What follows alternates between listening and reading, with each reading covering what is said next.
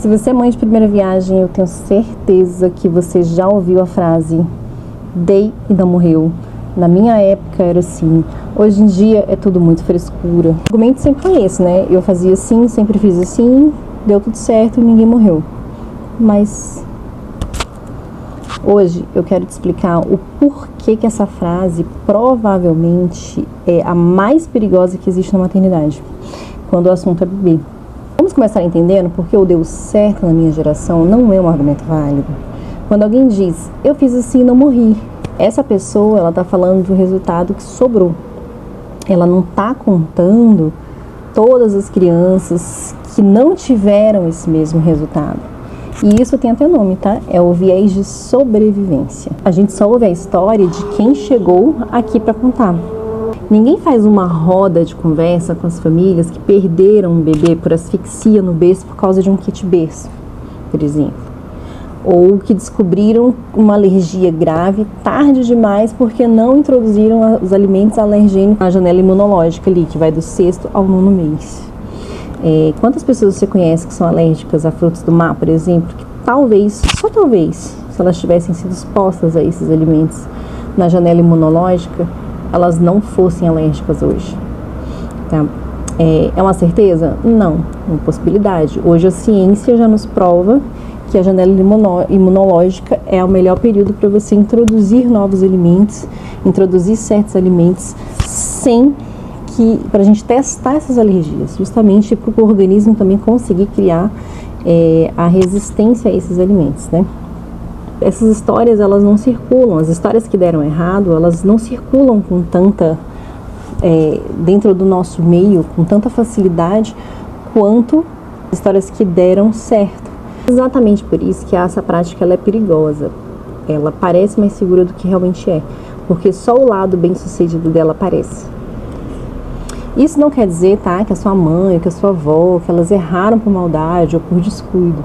Elas fizeram o melhor com a informação que tinha disponível naquele momento. E o problema não é o passado, tá? Antes que alguém venha fazer julgamentos. O problema não é o passado. O problema não era a geração dos anos 90 que entupia as crianças de refrigerante sem saber que aquilo era ruim. O problema está hoje em você insistir numa prática que sabidamente a gente já entende como maléfica. Hoje a gente sabe que o consumo de ultraprocessados é um consumo perigoso, tanto para a saúde de adultos, quem dirá para crianças. Quer ver uma informação que eu só descobri quando eu virei mãe? Café não deve ser oferecido, não deve ser ofertado para crianças abaixo de 12 anos. E isso tem uma explicação muito científica, que é o fato de que a cafeína ela é um estimulante.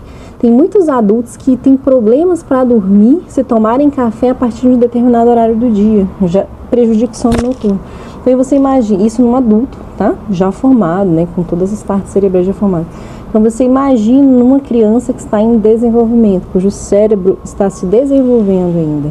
Então é uma informação que faz muito sentido, se você parar para pensar nela. Por que eu não devo dar café para criança abaixo de 12 anos? Porque o cérebro ainda está em formação. E se ele ainda está em formação, eu não posso alimentar esse cérebro com cafeína. Mas se eu falar isso para minha avó, por exemplo, que não pode, ela vai achar estranho. Por quê? Porque ela passou a vida inteira dela. Minha avó tem 82 anos, gente. Ela passou a vida inteira dela tomando café e oferecendo café para mim, para meus primos, para os filhos dela, para os netos, né? E agora para os bisnetos. Entendeu? Ela já ofereceu café para minha filha. Eu falei, não, vó, não pode, café não, ela não toma café. Eu não fico discutindo com a minha avó. E eu acho que talvez seja esse o ponto. Eu, por exemplo, eu não discuto com a minha avó. Minha avó tem Alzheimer, já tá com sinais de Alzheimer gravíssimos. Ela repete as coisas, ela já não lembra mais tanto. Então não adianta eu ficar discutindo com ela que a minha filha não pode, minha filha de 2 anos não pode tomar café. Entendeu? Eu simplesmente falo para ela, não, vó, não precisa. Entendeu? Eu não vou ficar discutindo com ela, ensinando para ela do porquê que não pode. Para ela é irrelevante. E mesmo para um idoso, talvez, mais que não convive, né? Que não é o cuidador principal da criança, não tem por que você ficar discutindo isso. Então, qual que é o problema dessas informações de dei e não morreu, fiz assim e não morri, ninguém morreu? é que a gente continua, algumas pessoas usam isso como subterfúgio para continuar fazendo errado. Porque uma coisa é você fazer algo que você não sabe que é prejudicial, outra coisa é você continuar fazendo esse algo, mesmo sabendo que ele é prejudicial. Mesmo exemplos concretos, só no seguro. Durante décadas, colocar o bebê de bruços para dormir era considerado normal e até o recomendado.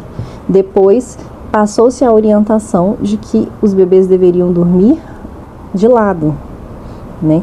Mas hoje a orientação oficial tanto da Sociedade Brasileira de Pediatria quanto da Sociedade Americana é de que o bebê ele deve dormir com a barriga para cima em um berço próprio, sem travesseiro, sem protetor de berço, sem bichinho de pelúcia solto, sem travesseiro solto, sem almofadinha, sem cobertores, tá? Essa mudança aconteceu do nada, ela aconteceu porque a ciência identificou uma correlação entre a posição de dormir e o risco de morte súbita do lactente. Eu vou deixar esse documento aqui da Sociedade Brasileira de Pediatria abaixo para quem quiser baixar, tá?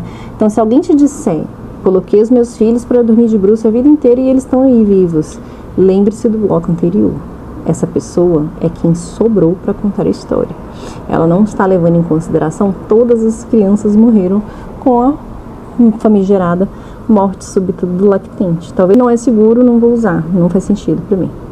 Introdução alimentar. Durante muito tempo, o consenso era atrasar ao máximo os alimentos considerados alergênicos, como ovo, amendoim e frutos do mar, né, para depois de um ano ou mais. Hoje, tanto a Sociedade Brasileira de Pediatria quanto as orientações, né, dos nutricionistas pediátricos hoje, eles caminham no sentido oposto. A introdução desses alimentos dentro da janela imunológica, né, que é do 6º ao 9º mês, ela é recomendada, desde que ela seja feita de forma acompanhada, né, porque, obviamente, porque acredita-se hoje que o atraso nessa introdução desses alimentos que são alergênicos, como o ovo, amendoim, kiwi, ele pode aumentar e não reduzir o risco de alergias. Então, a gente tem hoje essa orientação de que a gente deve antecipar a exposição dos bebês a esses alimentos para a gente já identificar de cara as alergias alimentares, tá? E aí eu repito de novo, não é que a sua mãe, que a sua avó, que a sua tia, que a sua irmã teve filho 10 anos atrás, ela tem errado por maldade, não é isso. É que a orientação técnica hoje, ela já mudou. Então, com base em estudos científicos, não em achismo. Anote aí que hoje o recomendado pelos nutricionistas infantis é que você faça a introdução desses alimentos alergênicos na janela imunológica. Deixar chorar, treinamento de sono. Tá? As práticas de deixar chorando sozinho por longos períodos para o bebê aprender a dormir também foram e ainda são em alguns lugares recomendadas. Hoje, no entanto, a gente entende melhor como isso impacta no desenvolvimento do vínculo, na regulação emocional do bebê nos primeiros meses, né? E isso não significa que uma rotina de sono não importa. Isso significa apenas que o método para você chegar lá também é um assunto técnico, não é uma intuição passada de geração em geração, tá? Cadeirinha e segurança veicular. Antigamente, gente, eu me lembro da minha infância, a gente andava até no porta-malas do carro. Criança, tá? A gente andava até no porta-malas do carro, o carro lotado de gente, um no colo do outro. Você viveu essa fase? Conta aqui pra mim nos comentários se você viveu essa fase. Mas hoje ele é lei, tá? É lei há bastante tempo, na verdade. E é obrigatório o uso de cadeirinhas, tá? Então, por quê? Porque ficou provado que com dados, vários dados, né? Vários estudos, que o risco de lesão, morte, lesão grave, em caso de colisão, é muito acentuado numa criança sem o uso da cadeirinha. E eu não estou aqui julgando ninguém que criou os filhos em 1990, 1980, enfim. Até meu pai, um dia desse, eu conversando com ele falou assim, nossa, eu dava refrigerante para vocês, eu não sabia que era tão prejudicial, me desculpa, não sei o que, bibi, blá. Falei, pai, fica tranquilo, essa não é a questão. Hoje a gente tem muito mais estudos sobre os malefícios de um refrigerante, né, para criança, não só para criança, para adultos também, do que a gente tinha antigamente. Então, assim, se você pegar os adultos aí na casa dos 30, 40, 50 anos, muitos são viciados em Coca-Cola, e a gente sabe, são viciados em refrigerantes, principalmente em Coca-Cola. Acho que vício maior, que quando eu vejo a pessoa que é viciada mesmo, assim, geralmente é em Coca-Cola. Hoje a gente já sabe desses né, o quanto que isso é maléfico, né, para o organismo. Que era uma noção que não se tinha na época que eu fui criada, né? Eu nasci em 89, gente, então eu fui criada ali nos anos 90. Meus pais não faziam nem ideia, assim, por mais que eles me dessem alimentos, né, comida de verdade, a gente era, assim, a nossa geração que cresceu nessa época, ela era muito exposta a esses alimentos, sabe? E muita coisa, assim, né, enlatada, cheia de conservante, né? Enfim, mas isso não é o problema. O problema que eu vejo é que, assim, muita gente usa desse discurso, tipo assim, mas eu cresci tomando refrigerante, para colocar um refrigerante na mamadeira de uma criança de 2 anos. E isso não é um argumento, na minha opinião, válido, sabe? Pô, hoje você tem mais acesso à informação, você sabe muito melhor que aquilo não é legal, sabe? Então, assim, ter acesso à informação hoje não é um motivo de culpa, é responsabilidade. Quanto mais a gente sabe, mais a gente tem a obrigação de rever as práticas e não simplesmente repetir o que foi feito com a gente. Não é porque deu certo, porque eu não morri. Não morri porque eu tomei. Aí, até a minha mãe usou essa frase outro dia. Eu não morri. Eu fazia assim com você e você não morreu. Tá aí, viva.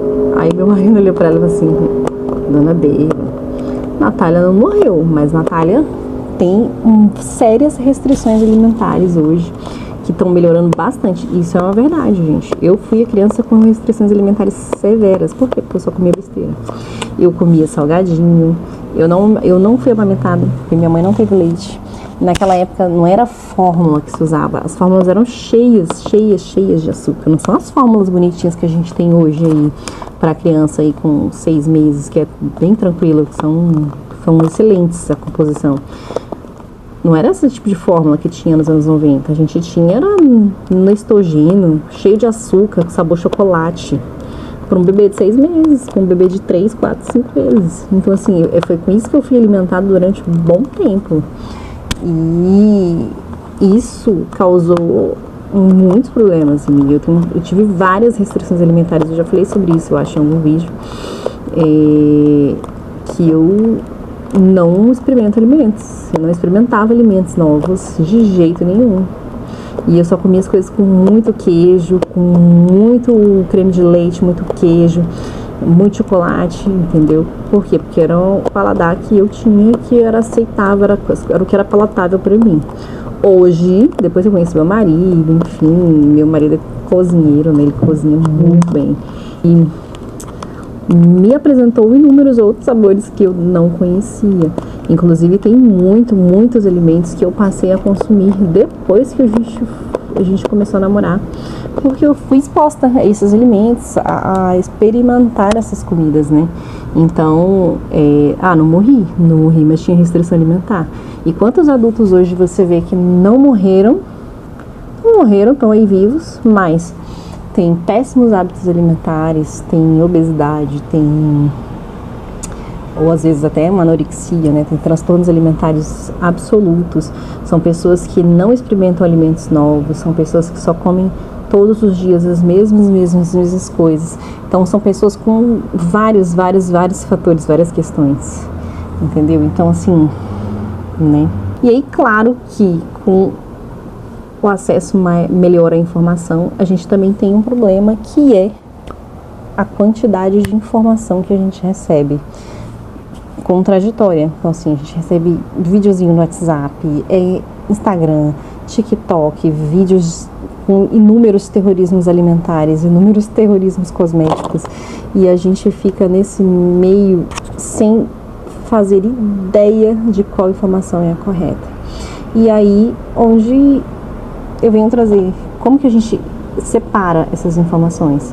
O primeiro procure sempre a fonte oficial, né? Então, se você está ouvindo algo de saúde, vá no site do Ministério da Saúde, dá uma pesquisada para saber se é aquilo mesmo, entendeu? Metro, Sociedade Brasileira de Pediatria, Sociedade Brasileira de Ortopedia, Pediatria, enfim, procurem órgãos técnicos, perfis oficiais, para saber qual que é a recomendação. Qual que é a recomendação oficial? Primeiro eu vou saber qual que é a recomendação oficial para introdução alimentar.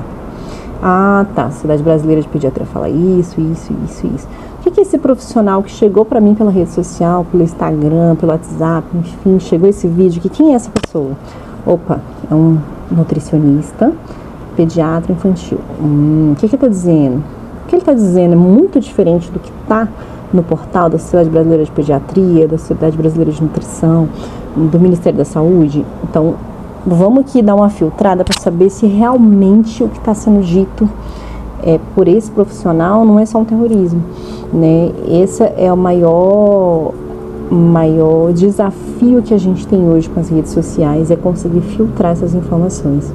Isso serve para tudo, gente. Eu estou usando a introdução alimentar como um exemplo, porque eu acho que ele é o mais fácil da gente entender o quão problemáticos são essas frases de todo mundo sabe que, ou sempre foi assim, funcionou, ou hoje em dia tudo é muito Nutelinha, tudo é muito isso, tudo é muito aquilo, sabe? Eu recomendo sempre que você siga,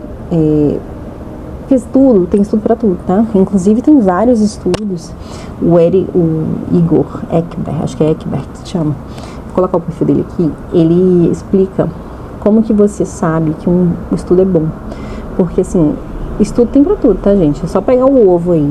Já teve estudo que diz que o ovo aumenta o colesterol, já teve estudo que diz que o ovo é o melhor alimento do mundo, já teve estudo dizendo que o ovo isso, que o ovo aquilo. Tem estudo de tudo quanto é jeito, porque estudo basta escrever, cada um escreve o que quer e publica.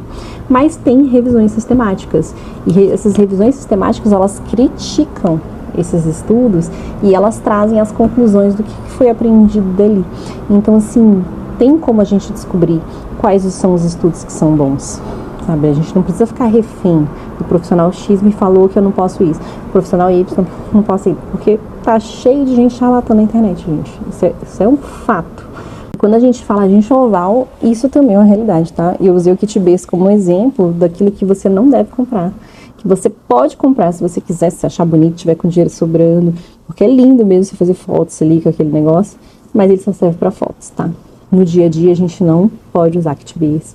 Ele é muito inseguro. E eu não escrevi aqui o Guia do Enxoval Sem Desperdício para te dizer que a geração passada fez tudo errado, não. Eu escrevi para te dar exatamente isso. Fonte, critério, clareza. Para você decidir o enxoval do seu bebê. A introdução alimentar, a escolha da cadeirinha, a escolha do carrinho, a escolha do berço, com o que a ciência sabe hoje sobre segurança, sobre usabilidade e segurança. E não com o que deva para saber. E não com o que a gente sabia 30 anos atrás. Tá? Então, por quê? Porque enxoval bom é o que cabe na sua vida real. Se esse vídeo te ajudou a organizar esse raciocínio, deixa o like aqui, comenta ali embaixo qual desses pontos te pegou de surpresa. E clica no link da descrição para conhecer o Guia do Enxoval Sem Desperdícios. Te vejo no próximo vídeo.